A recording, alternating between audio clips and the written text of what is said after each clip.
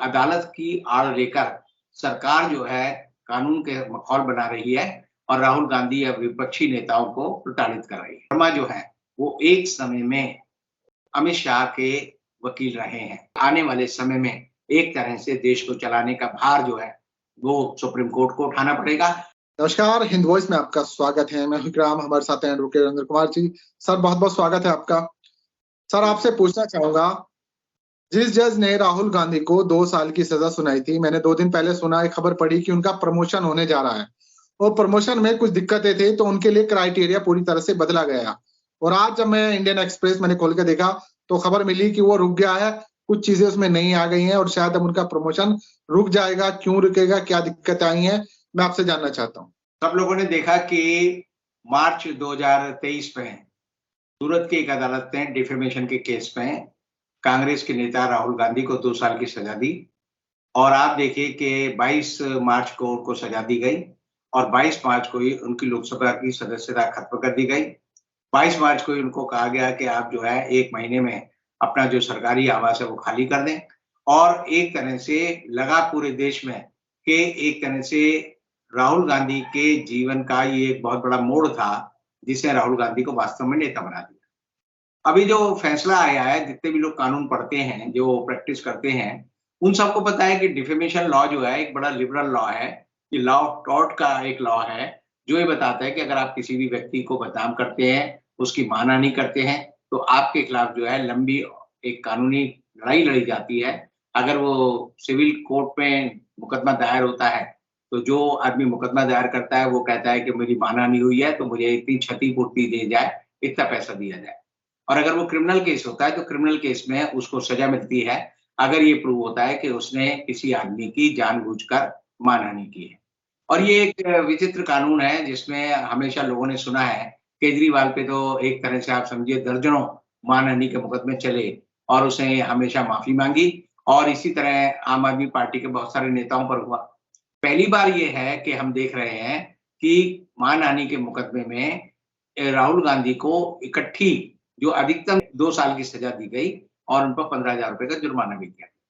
तो इन सब बातों से पूरे देश में लगा कि अदालत की आड़ लेकर सरकार जो है कानून के माहौल बना रही है और राहुल गांधी या विपक्षी नेताओं को प्रताड़ित कर रही है। राहुल गांधी ने इस मामले में एक बड़ा ब्रेव फेस दिखाया, साहसी होने का उन्होंने पूरा भरपूर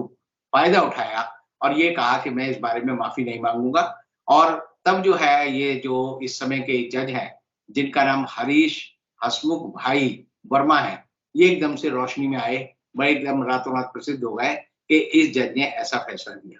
अगर पूरा फैसला पढ़ेंगे तो पूरे फैसले में लगेगा कि बहुत सारी विसंगतियां हैं, बहुत गलत फैसला है और ये फैसला ऐसा है जो कि किसी भी आदमी के गले में आज तक नहीं उतरता। बीजेपी को भी और जो लोकसभा के स्पीकर हैं ओम बिरला, उनको भी बड़ा इस बारे में बड़ा सदमा लगा क्योंकि जो उन्होंने सोचा था वैसा नहीं हुआ और राजनीति के क्षितिज पर हम देख रहे हैं कि राहुल गांधी का एक नया अवतार हुआ और सब लोगों ने उन्हें नेता माना। सारे विपक्षी दल इकट्ठे हो गए और सारे विपक्षी दलों ने इस बात की भर्त्सना की और इस तरह से राहुल गांधी एकाएक जो है पप्पू से एक साहसी राजनेता में परिवर्तित हो। अब सवाल आता है कि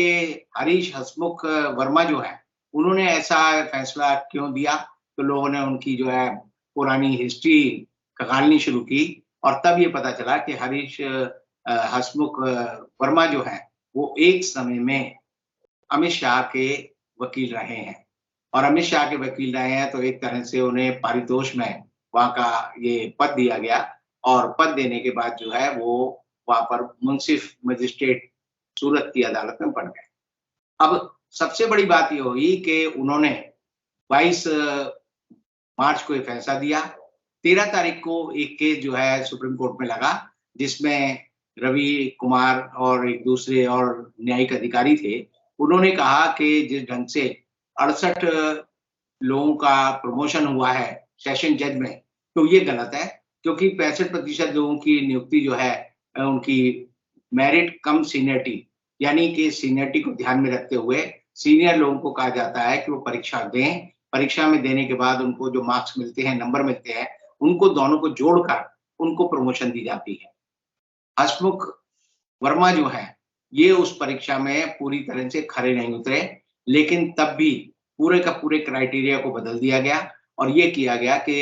इनकी प्रमोशन जो है, चूंकि उन्होंने एक फैसला दिया था या ऊपर से दबाव था, उनको उनके साथ जो है 68 लोगों को कुल प्रमोशन दे दी गई। 13 अप्रैल को ये मुकदमा डला। 13 अप्रैल के बाद जो है सुप्रीम कोर्ट ने कहा कि हम इस मामले की जांच करेंगे और उन्होंने नोटिस किया वहां की राज्य सरकार के सचिव को और उनको कहा कि आप इस पर जो है कोई कार्रवाई नहीं करेंगे। मजे की बात यह है कि 28 अप्रैल को ये केस लगा हुआ था। इसी बीच में जो है 18 अप्रैल को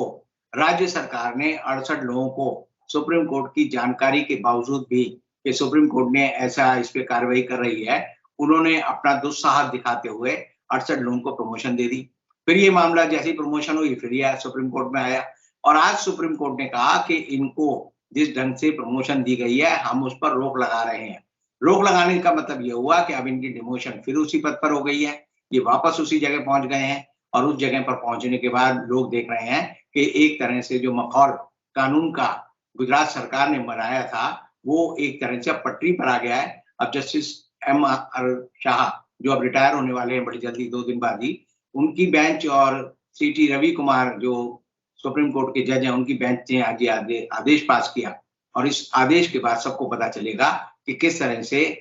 एक न्यायिक अधिकारी को आउट ऑफ टर्न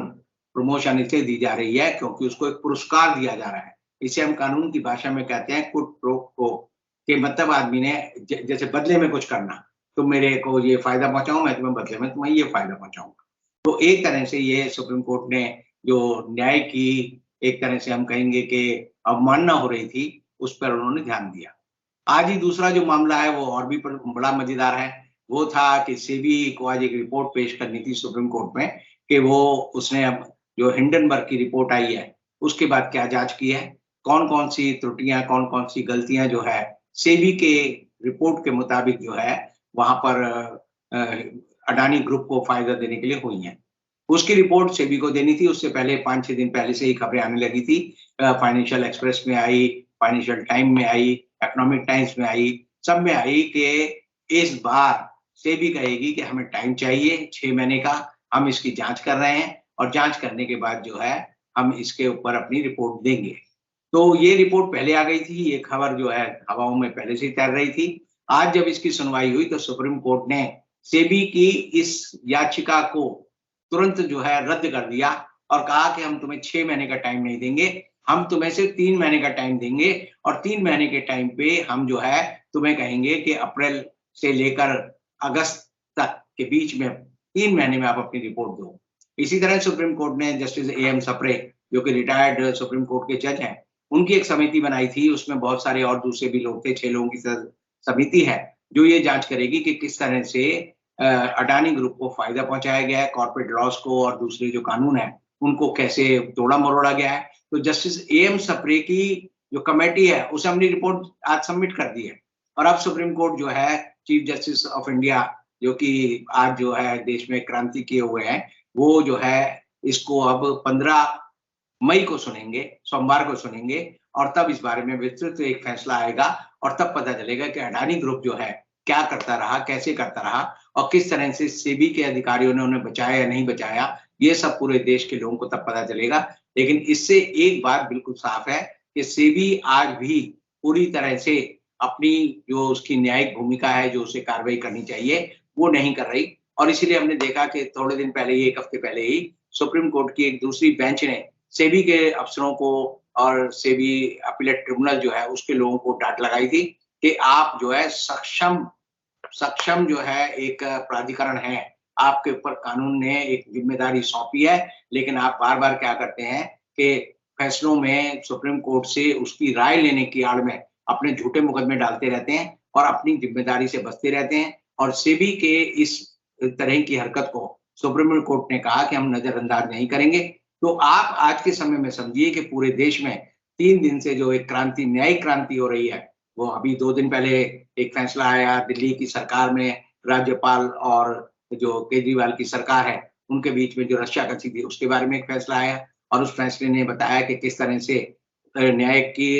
अवधारणा का दुरुपयोग किया जा रहा है। और दूसरा फैसला जो है वो आया महाराष्ट्र में दल बदल करके जो जिस तरह से एकनाथ शिंदे की सरकार बनी, उसमें भी सुप्रीम कोर्ट के प्रधान न्यायाधीश की 5 जजों की बेंच ने कई तरह से वहाँ के जो राज्यपाल थे भगत सिंह कोश्यारी, उनको लताड़ लगाई, उनको कहा कि उन्होंने कानून का सम्मान नहीं किया, उन्होंने अपनी मनमर्जी चलाई। और वही नहीं, यही नहीं, बल्कि इस समय के जो वहाँ के महाराष्ट्र विधानसभा के स्पीकर हैं, उनको भी कहा कि उनको अधिकार नहीं था कि वो जो है एकनाथ शिंदे के ओर से नामित व्यक्ति को जो है व्हिप बनाते शिवसेना का। तो इन सब मामलों को देखकर लगता है कि आने वाले समय में एक तरह से देश को चलाने का भार जो है वो सुप्रीम कोर्ट को उठाना पड़ेगा। और जो सरकार की यानी जो लापरवाही है, सरकार की जो तानाशाही है, उस पर लगाम लगाने का काम अगर कोई करेगा तो वो सुप्रीम कोर्ट करेगा। और इसीलिए अभी सुप्रीम कोर्ट 18 तारीख तक चल रही है, उसके बाद सुप्रीम कोर्ट में गर्मियों की छुट्टी हो जाएगी।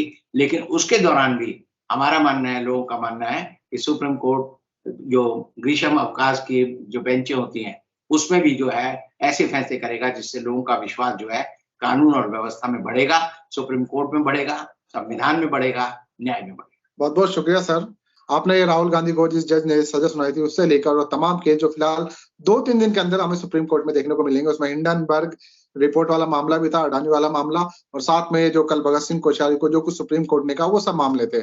तो बहुत अच्छी बात रविंद्र सर ने कही है कि जो फिलहाल सरकार की लापरवाही थी, उस सब को एक तरह से एक्शन उन पर लेने का काम सुप्रीम कोर्ट कर रहा है। और इस वक्त अगर देश को बचाने का और सही ढंग से चलाने का काम कर रहा है तो है सुप्रीम कोर्ट। आप लोगों को ये एपिसोड कैसा लगा नीचे कमेंट जरूर कीजिएगा, वीडियो को ज्यादा से ज्यादा शेयर कीजिएगा। रविंद्र कुमार जी की फिर मुलाकात कराएंगे, तब तक के लिए दीजिए इजाजत।